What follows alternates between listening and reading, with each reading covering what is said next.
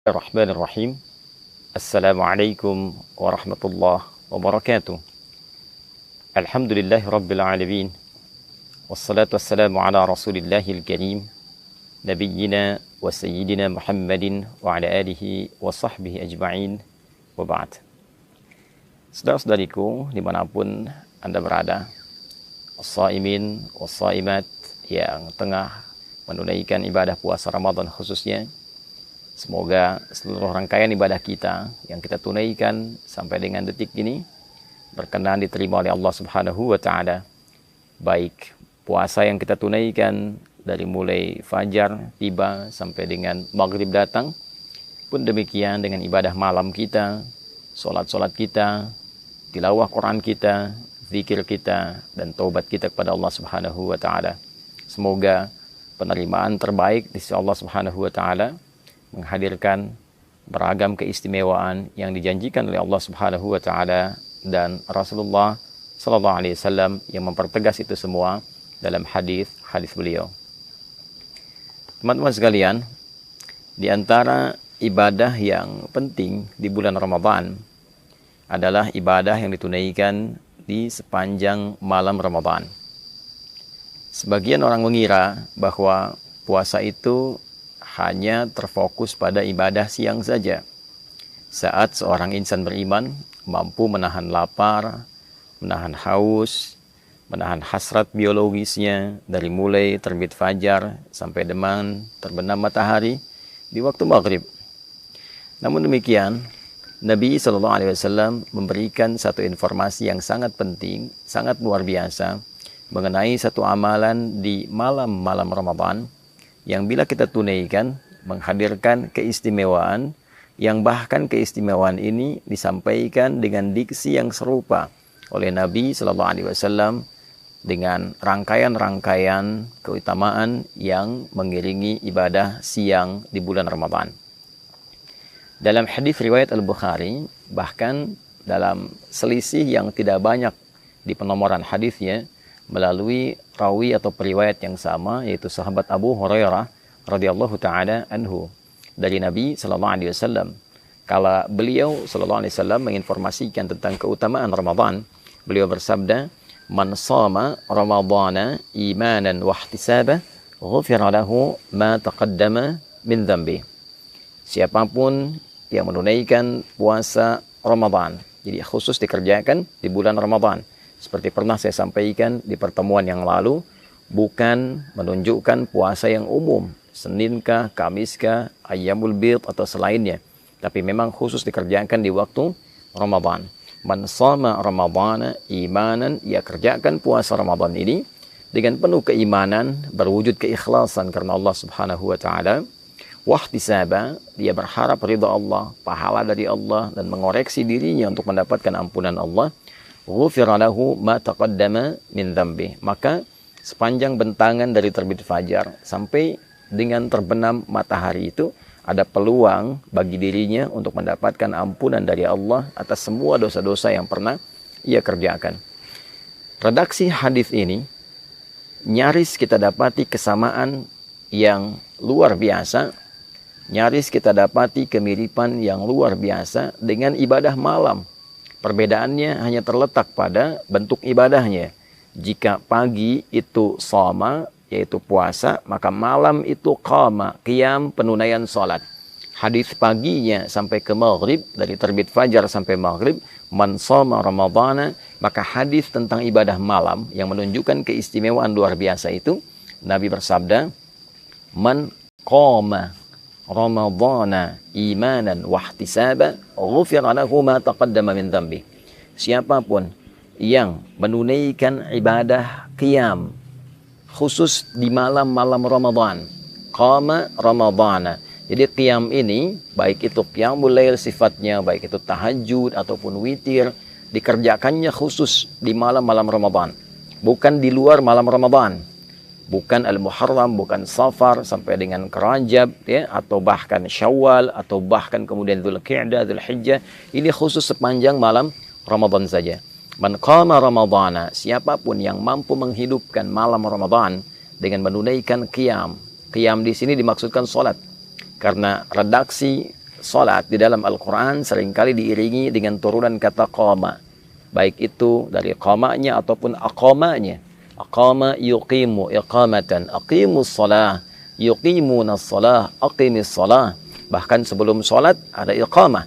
Untuk memberikan isyarat kepada kita kesiapan untuk menghadirkan kekhusyuan sebelum menunaikannya.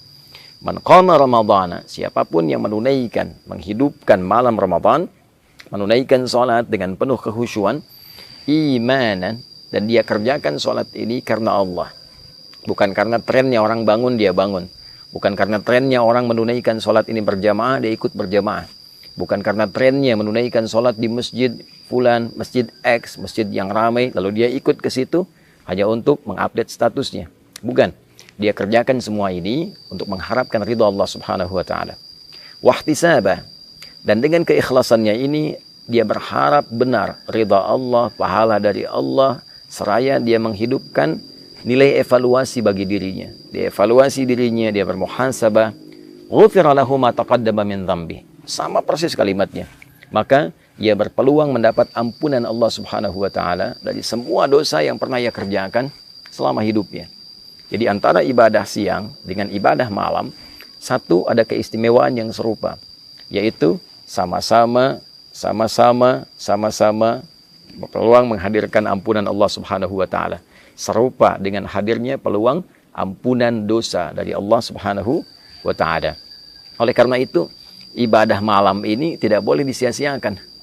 Jadi sebagian ulama bahkan berkomentar jika ada orang yang menunaikan puasa di terbit fajar sampai dengan maghrib menjelang malam itu, dia menunaikan puasa dengan sempurna, benar puasanya. Tapi dia tidak mengerjakan qiyam di malam harinya, tidak menunaikan sholat di malam harinya, maka seakan ia tidak mendapatkan kesempurnaan Ramadan. Karena ia berpeluang mendapatkan ampunan di siang harinya, sementara malamnya dia tidak mendapatkan anugerah serupa karena tidak mengambil peluangnya. Jadi ini yang pertama. Itulah yang menjadikan beberapa sahabat sampai istri Nabi SAW, khususnya Sayyidah Aisyah radhiyallahu taala anha, begitu memburu kesempatan malam-malam Ramadan. Ya, karena selain ada ampunan dosa, ada peluang yang kedua, yaitu peluang mendapati malam Al-Qadar. Ya, peluang mendapati malam Al-Qadar. Karena ada hadis dengan redaksi yang lain yang memberikan penjelasan, memberikan tafsiran tentang keutamaan menunaikan ibadah salat di malam-malam Ramadan ini.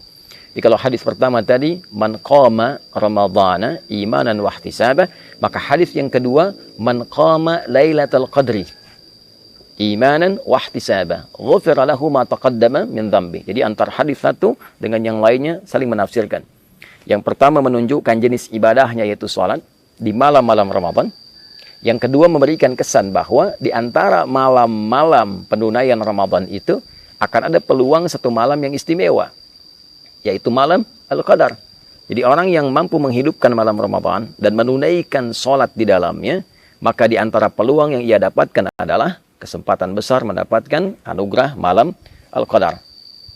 Untuk itulah kemudian Nabi SAW menegaskan, man qama lailatul qadri, siapapun yang mampu menunaikan sholat di malam Ramadan dan bertepatan malam itu dengan malam Al-Qadar, ghufira lahu ma taqaddama min dhanbi, maka berpeluang ia mendapatkan semua ampunan dari beragam jenis dosa yang pernah ia kerjakan dalam hidupnya. Sampai satu ketika Al-Imam At-Tirmidzi mendokumentasikan satu hadis yang riwayatnya tersambung pada Sayyidah Aisyah radhiyallahu taala anha dari Nabi sallallahu alaihi wasallam. Satu keterangan ketika beliau bertanya kepada Nabi sallallahu alaihi wasallam, qalat atau kama qalat, ya Rasulullah, ara'aita in 'alimtu ayya lailatul qadri ma aqulu fiha.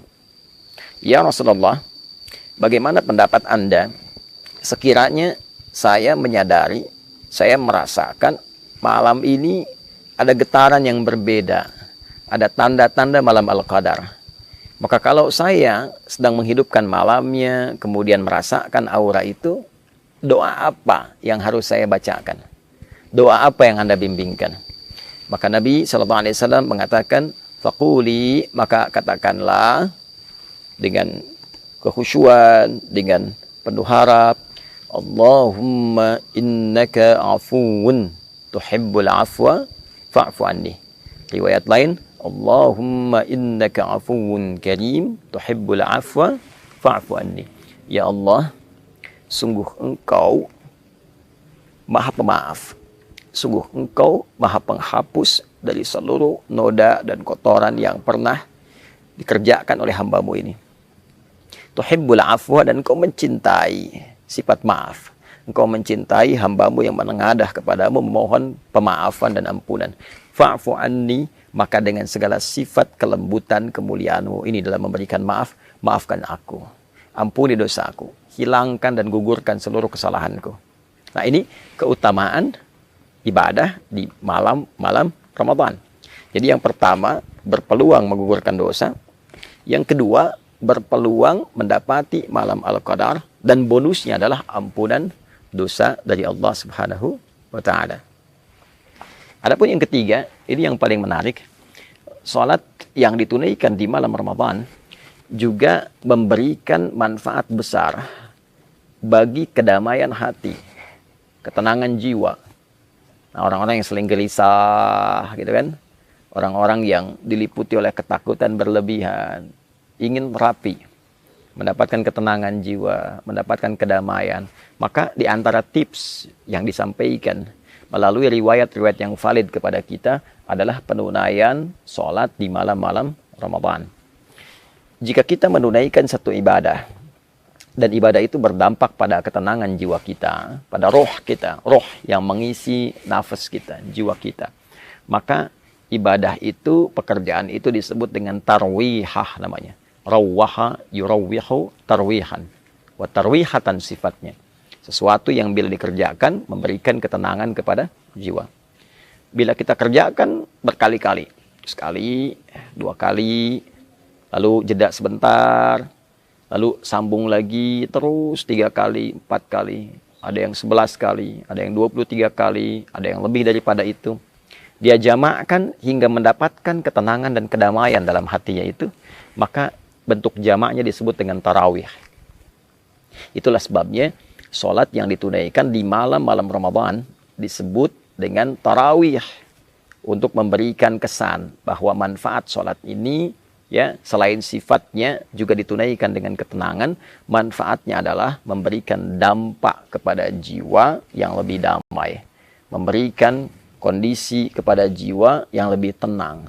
Jadi orang yang rajin menunaikan ibadah tarawih dan ditunaikan dalam keadaan tenang, dalam keadaan yang baik, itu dampaknya ke hati akan memberikan kedamaian yang tidak didapatkan dalam suasana-suasana yang lain. Itulah sebabnya kenapa ibadah ini diviralkan namanya dengan tarawih, untuk memberikan motivasi kepada kita. Ayo, supaya hati kita lebih tenang, lebih damai. Yang kedua, ayo lakukan dengan tenang, bacaannya yang baik, jangan buru-buru, jangan tergesa-gesa, lakukan dengan penuh kedamaian sampai mendapatkan gelombang, frekuensi-frekuensi ke dalam jiwa kita yang menghunjamkan kedamaian pada hati. Cari imam-imam yang baik, yang memberikan getaran-getaran yang menenangkan kepada jiwa. Nah, itulah manfaat ibadah-ibadah yang ditunaikan di malam Ramadan, khususnya sholat yang kita hidupkan sepanjang malam Ramadan. Jadi sholat tarawih, qiyam Ramadan bukan ibadah biasa. Sholat ini berpeluang menghadirkan ampunan Allah Subhanahu wa Ta'ala. Sholat ini berpeluang menghadirkan keutamaan datangnya malam Al-Qadar. Sholat ini berpeluang memberikan kedamaian kepada jiwa.